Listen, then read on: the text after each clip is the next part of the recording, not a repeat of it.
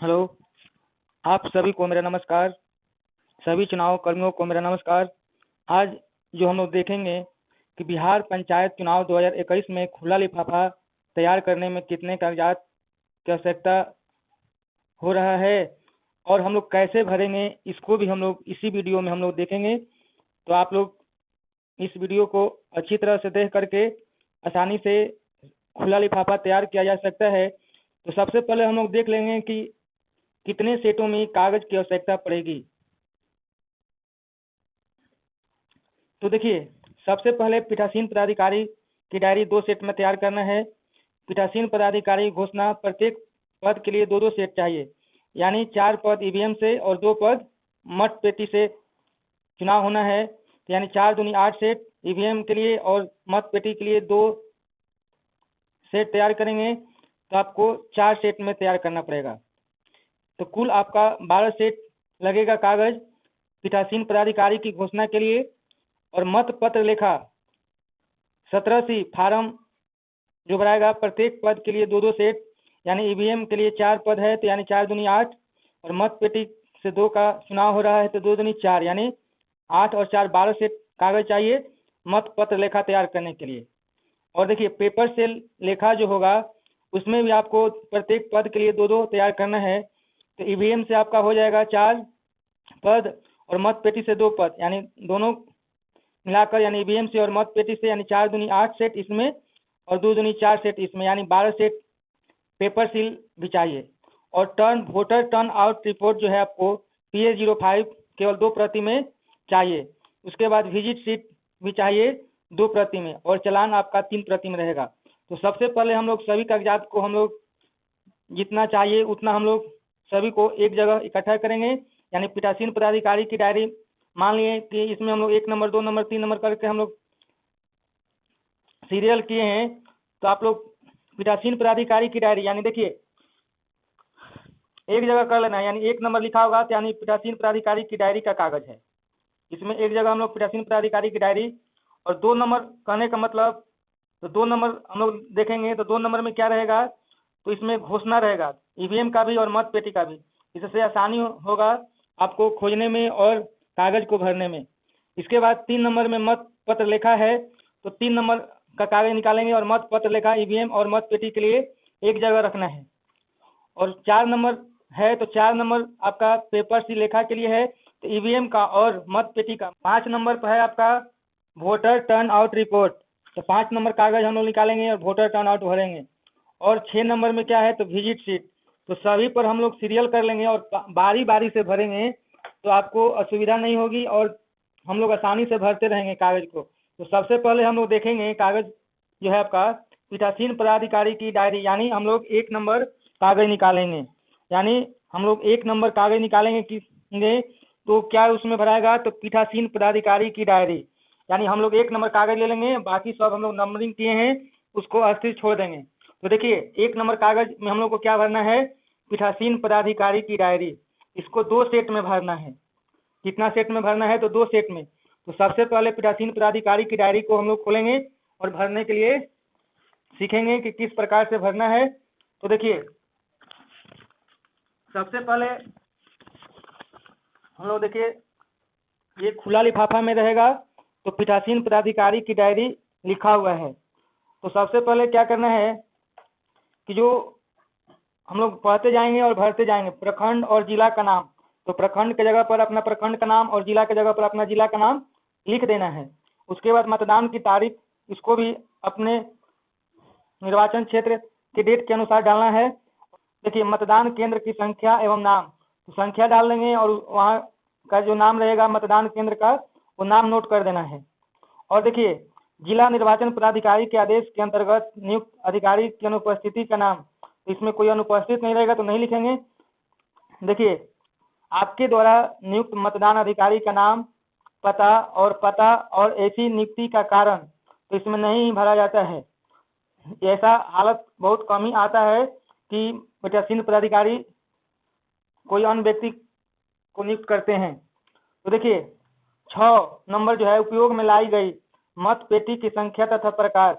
यदि बड़ी मत पेटी मिली है तो उसका संख्या लिखेंगे, और मध्य वाली जो मिलेगी तो उसका संख्या लिखेंगे, छोटी है मान लीजिए कि बड़ी 1 मिली है और छोटी 1 मिली है तो उसका संख्या हम लोग डाल देंगे।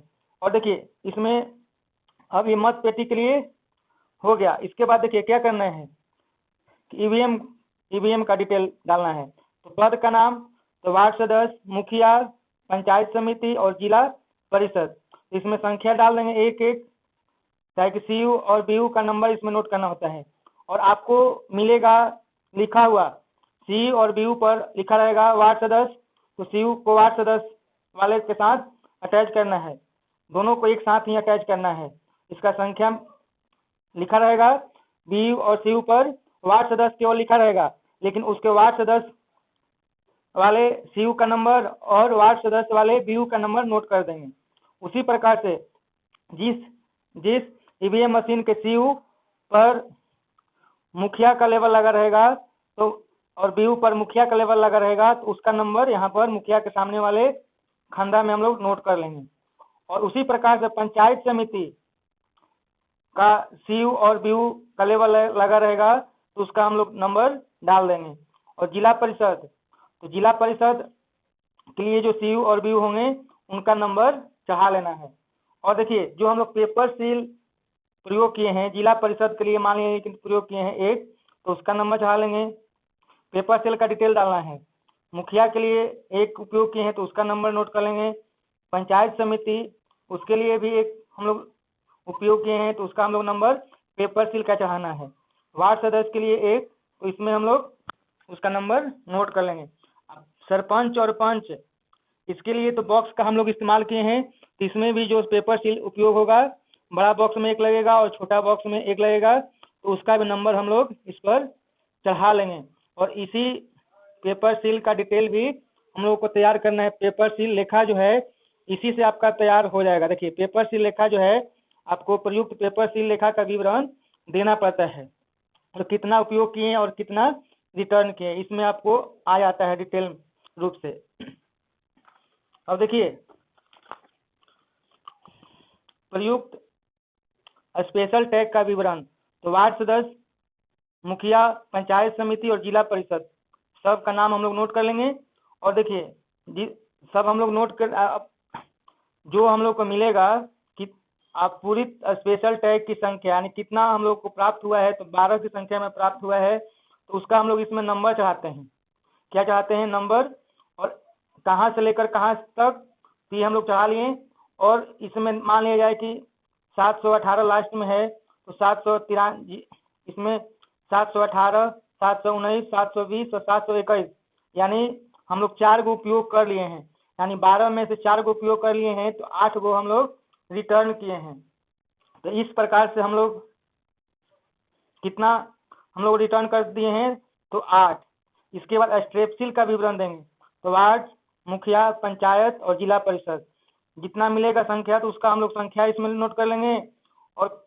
और आपूरित स्ट्रेपसील की क्रम संख्या, तो इसका हम लोग क्रम संख्या जहाँ से स्टार्ट होगा और जहाँ खत्म होगा उसका हम लोग नंबर चढ़ा देंगे। उसके बाद देखिए एक नंबर में हम लोग एक एक उपयोग किए हैं तो उसका नंबर हम लोग मान लिया जाए कि 989, 990, 991, 992 यानी 12 गो में हम लोग 4 गो उपयोग कर लिए हैं, तो कितना हम लोग रिटर्न करेंगे इस खांदे में हम लोग डाल देंगे कि 8 हम लोग रिटर्न कर दिए हैं। और देखिए इसके बाद जो आता है 10 नंबर, मतदान सूची में दर्ज मतदाताओं एवं मतदान करने वाले मतदाताओं का विवरण। तो ये आपको अंत में भरना होता है कि कुल मतदाता सूची में दर्ज कुल मतदाता यानी पुरुष कितने थे मतदाता और महिला मतदाता की संख्या कितनी थी, और कुल जो, तो ये मान लीजिए कि पुरुष की संख्या 400, महिला की संख्या 300, तो ये कुल आपका आ गया 700। और लेकिन कितने मतदान किए, तो मतदाता जिन्होंने मतदान किया यहाँ पर हम लोग नोट करेंगे, यानी 400 में 200 मतदान किया और महिला 300 में मान लिया जाए कि आपका 150 महिला ने मतदान किया और टोटल जोड़ेंगे तो ये आपका 350 आ जाएगा। तो देखिए 400 में 200 यानी मतदाता का प्रतिशत पूछा जा रहा है, तो 400 में 200 किया तो ये आपका 50% हो गया, 300 में 150 किया तो ये आपका 50%, और ये 700 में 350 कुल किए तो ये आपका 50%, यानी आपका ना बूथ का प्रतिशत निकालेंगे जितना महिला और पुरुष का जोड़ का ही प्रतिशत बताना होता है, महिला का ही प्रतिशत और पुरुष का ही प्रतिशत बताना होता है। तो ये अपना बूथ के अनुसार ही निकालना होता है। इसके बाद देखिए, मतदान के दौरान अभ्यर्थी और उनके अभिकर्ताओं की उपस्थिति का भी डिटेल लिखना होता है। तो देखिए, ग्राम पंचायत सदस्य यानी कुल कितने अभ्यर्थी वहां पर चुनाव लड़ रहे थे ग्राम पंचायत सदस्य के लिए, तो ये आपको ईवीएम की सहायता से भी हम लोग नोट कर सकते हैं, और आपको लिखा हुआ भी जो कागज मिलता है उस पर भी स्पष्ट रूप से रहता है कि कितने अभ्यर्थी वहां पर किस पद के लिए चुनाव लड़ रहे हैं। तो ग्राम कचहरी के पंच के लिए मान लीजिए कि 2 हैं, ग्राम पंचायत मुखिया के लिए अभ्यर्थियों की संख्या कितना है, तो 2, ग्राम कचहरी के सरपंच के लिए 3, पंचायत समिति सदस्य के लिए 7 और जिला परिषद के लिए 5। तो ये अपना ईवीएम की सहायता से भी हम लोग नोट कर सकते हैं। और उनके निर्वाचन अभिकर्ताओं की संख्या हम लोग और मतदान अभिकर्ता की संख्या को हम लोग उपस्थिति के अनुसार इसमें डाल लेंगे। और अभ्यर्थी या निर्वाचन अभिकर्ताओं द्वारा की गई शिकायत यदि कोई हो तो संक्षिप्त ब्यौरा, ये बहुत कम ही होता है, तो नहीं रहेगा शिकायत तो नहीं इसमें डालेंगे। इसके बाद हम लोग देखेंगे अंधेपन अथवा शारीरिक असमर्थता से ग्रस्त ऐसे मतदाताओं की संख्या जिन्हें मतदान में सहायता दी गई, ये बहुत कम ही होते हैं ऐसे मतदाता, यहाँ नील भर देंगे। और चैलेंज मतों की संख्या, जब्त की गई राशि, यदि चैलेंज मतों की संख्या रहेगा तो जब्त की गई राशि भी भरना होता है, नहीं रहने पर नहीं भरा जाएगा।